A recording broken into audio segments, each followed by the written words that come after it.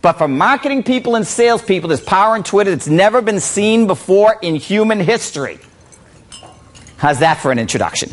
So we'll spend a little bit more time on Twitter, and I'll tell you some tricks you can use with Twitter to do marketing and sales in a different way than you might have ever thought. What did Twitter stand for? It used to stand for time wasted in tracking tiny egotistical rants. Because that's what it was. But for marketing, Twitter can be awesome. Here we go. It works out that regardless of what people are ranting about, it's important to them. And I want you to think about this. If your target market is talking, wouldn't it be nice to get them to follow you? If you're selling something, wouldn't it be nice to get those people to follow you? Well, that's the tough trick in Twitter. And I'm going to use an example because it's easy for everybody to understand with, even though most of you aren't wedding planners. This is a good example. And then you can apply it to your business. Let's say you're a wedding planner. Wouldn't it be nice to know all the people within 50 miles of Boston who just got engaged and said they got engaged? And you know, if somebody gets engaged and they're on Twitter, they're going to say it, right? And probably say it a lot, right? And I don't blame them. Okay. I want you to think about this. If you gather up all of those people, which you can do through the search function in Twitter, and you follow all them, here's the piece of Twitter you would never figure out by yourself. And I figured it out because I studied Twitter. 50% of them will follow you back. Don't worry about why. That's a fact. 50% will follow you back. So if you find everybody within 50 or 25 miles of Boston, whatever you want, that said got engaged, and you follow 2,000 of them, which is the initial Twitter limit, if you follow 2,000 of them, 1,000 of them will follow you back. OMG. How unbelievable is that? 1,000 of them will follow you back. Think about that from an advertising point of view. What does it take for 1,000 people to follow your stuff? And as long as you don't tell them, I drank coffee, I drove my Cadillac, etc. If you give them useful stuff, you can get them to pay attention to what you say. Not only that, but they can retweet your stuff to other people. In other words, pass it on to another person, giving you attribution. And I'll show you how they do that in just a moment. But the fact is, word of mouth can pass through Twitter. And people might say, I'll follow that person directly because they said something cool. Now, if you're a wedding planner, you don't always want to brag about yourself and talk about your own services. You can give people articles on how to get a limousine driver, how to get flowers, what mistakes you shouldn't make when you're booking hotel rooms. And you can become the authority on wedding development. Then, if people need a wedding planner and your name happens to be Wedding Planner Boston, or whatever fits in 15 characters, they're more likely to go to you.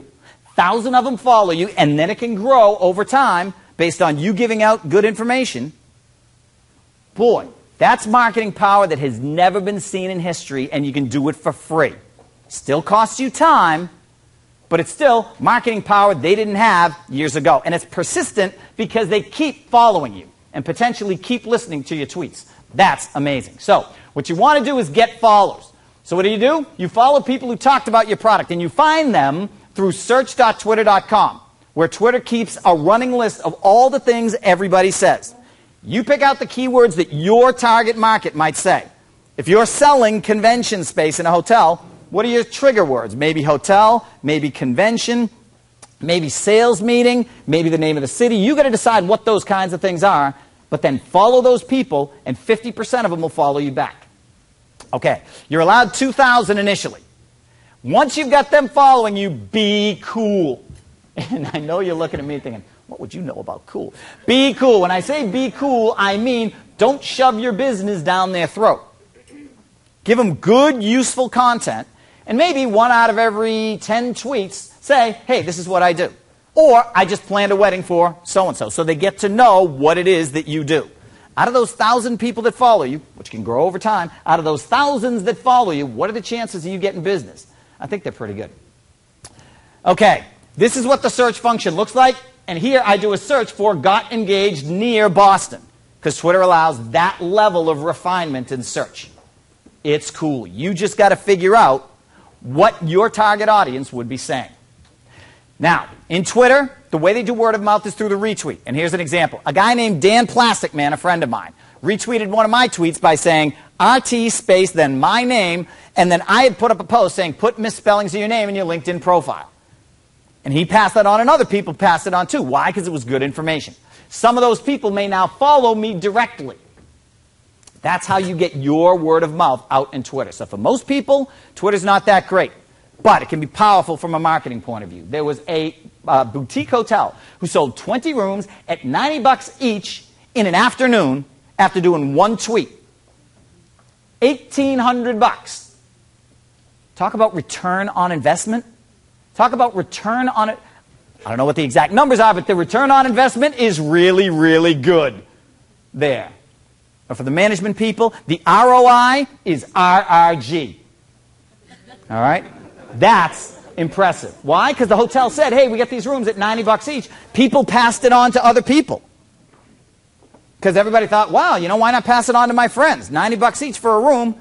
They sold $1,800 worth of rooms in one afternoon. Pretty cool. Twitter allows a small company to compete with the big company just by passing out good stuff. My opinion, Twitter now stands for the way I think this economy recovers. Maybe a little grandiose. Okay? But the fact is, it gives the small business person, even if the small business is a single hotel, it gives you a chance to compete with anybody else by giving out good stuff, getting people to follow you, getting people to listen to you in a way that's never been available before in business history. That's pretty cool.